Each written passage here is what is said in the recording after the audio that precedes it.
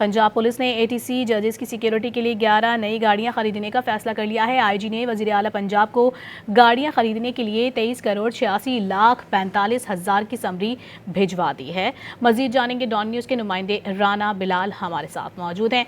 जी बिलाल, बताएगा तफसीलात।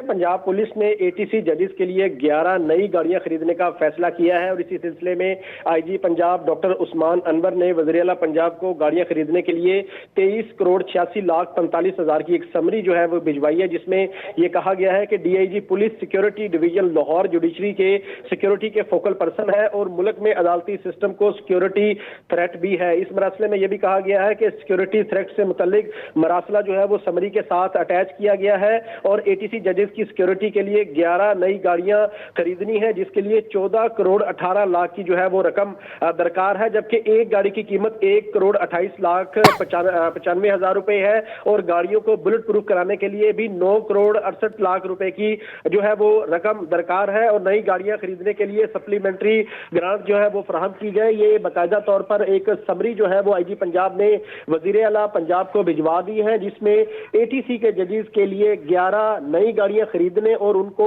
जो है वो बम प्रूफ बनाने के हवाले से जो है वो ये सप्लीमेंट्री ग्रांट मांगी गई है। जी बहुत शुक्रिया आपका बिलाल।